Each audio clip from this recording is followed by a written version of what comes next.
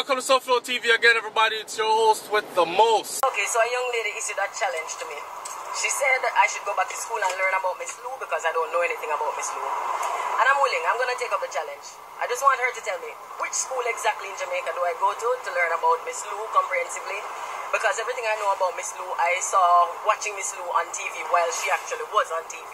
I'm old. I don't know if Miss Lou being taught in school here. And second thing, she didn't liberate me. As soon as I could talk, I was talking Patois. I grew up bilingual. I learned both English and Patois, and I spoke Patois fluently and intimately. Thirdly, the bandana material, it doesn't represent me. It's, in my estimation, it represents servitude. So you could spin it however you want and call it liberation from post-colonial to freedom to whatever. For me, it's servitude. And Miss Lou might have liberated the elite from their snobbery because they said Patois was chatting bad. But Patois for me was just communicating. Alright, so everybody knows that I defended Tanya Stevens when she spoke of Mama P, right? Remember, Tanya come out recently and she said some things about Mama P, our former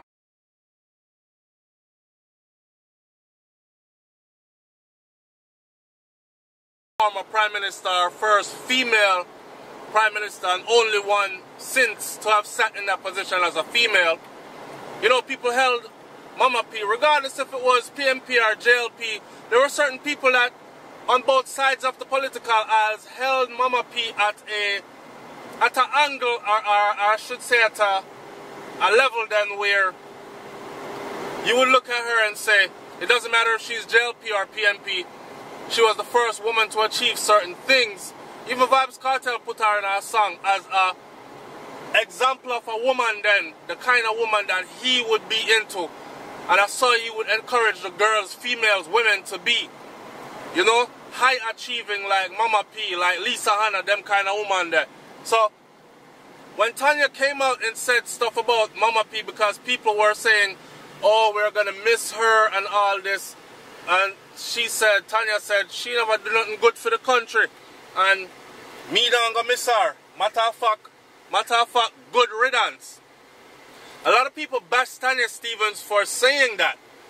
I was one of them that to some degree I wanted my audience to tell me if she was wrong for saying it, but in the end I actually defended Tanya, not based on what she said about Mama P, but based on her right to free speech. Because she never said Mama P figure suck out her mother and them thing there. You know, some Jamaican people, when them cussy, them can get downright derogatory. And it wasn't that case. She simply stated her honest opinion.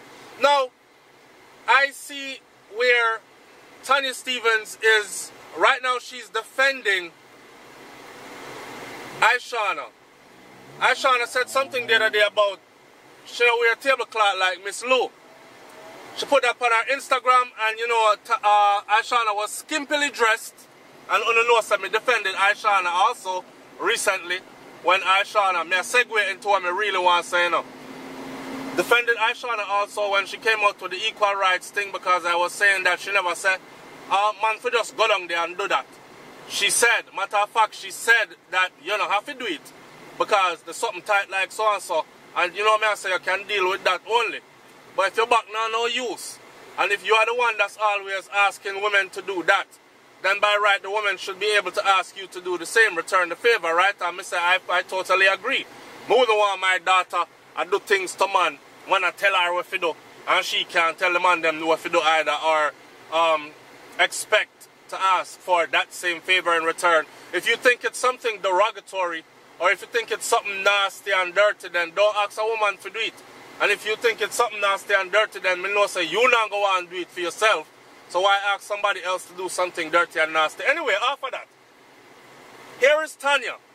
Tanya now is defending ISHAWNA when she talk about the tablecloth thing with Miss Lou.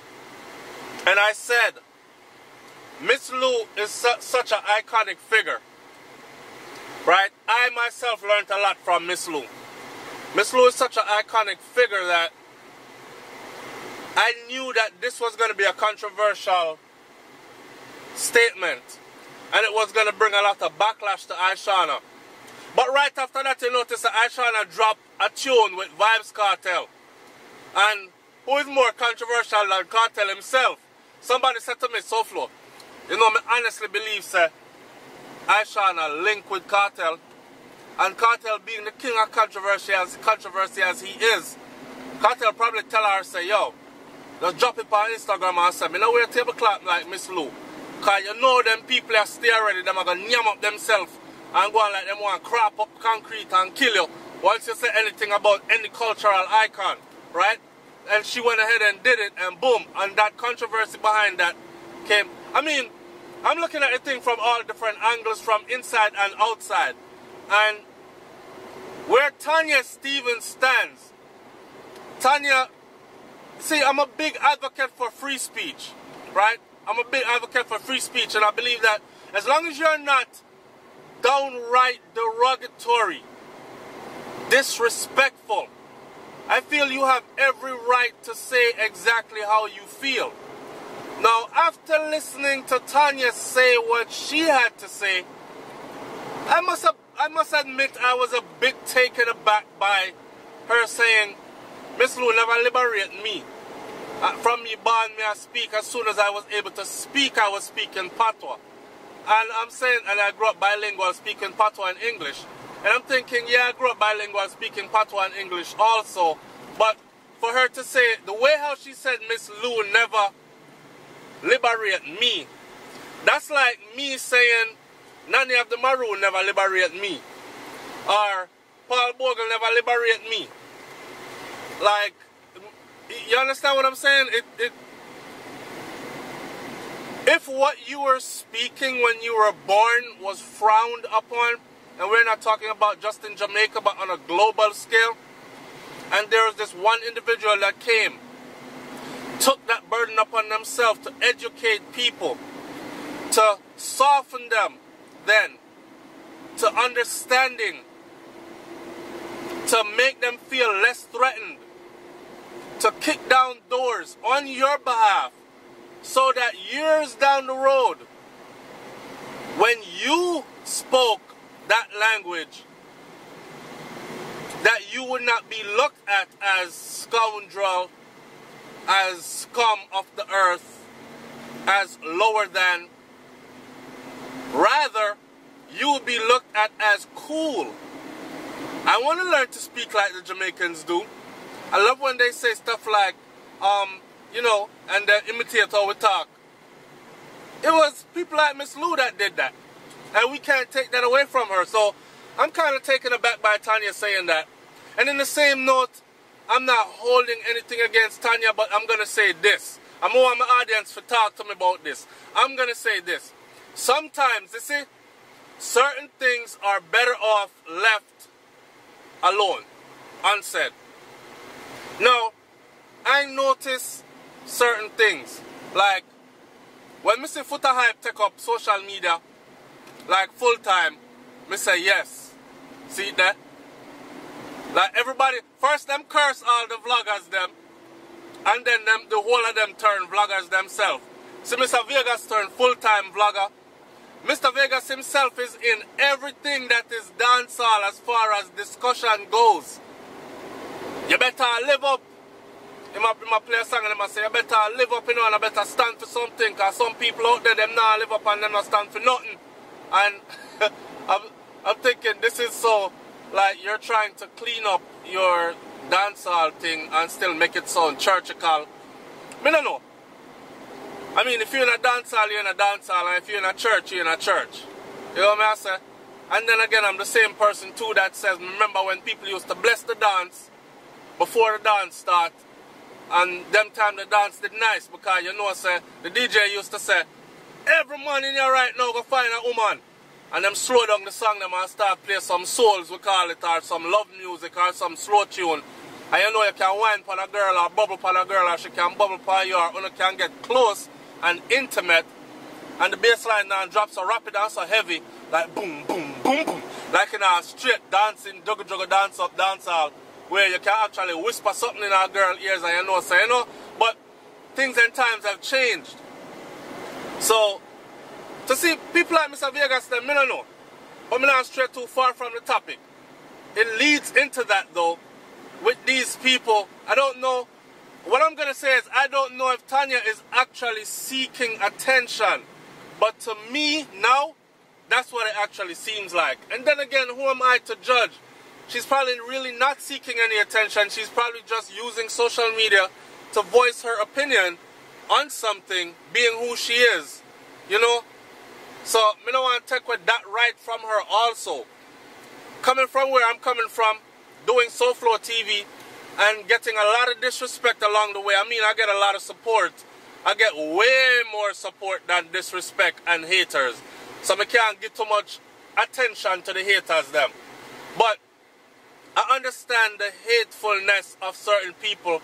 I understand the hypocritical angles people come at you from when to further their agenda. I mean, I want to take with that from Tanya. But I want my audience to comment in the comment section below and tell me, do you think that Tanya was right for backing Ashana on the statement that she made concerning Miss Lou, where Ashana said she don't wear tablecloth like Miss Lou? Do you think Tanya was right on saying Miss Lou never liberate me? Do you think Tanya was right when she made these statements then? Do you think she should have just kept it quiet and been like, hey, Ashana said what she said, that's her opinion on it, and that not have nothing to do with me, so I'm going to leave it right there, so. How do you feel about the whole thing? And how do you feel about Mr. Vegas always in a dancehall mix-up, even though I'm say a church him gone with him thing? Do you think that Mr. Vegas did that as a publicity stunt? Do you think that he's straddling the fence as far as him have one foot in the church and one foot in a dancehall still? Because there's money in dancehall still to be made, but there's also money in the church. I mean, tell me what you think about these two things. And at the same speed, SoFlo TV, I'm going to say big up to Mr. Vegas, same way. I'm going to say big up to ISHAWNA, same way. And I'm going to say big up to Tanya Stevens, same way. People are going to say, yo, SoFlo, let's talk the things like how it is, man.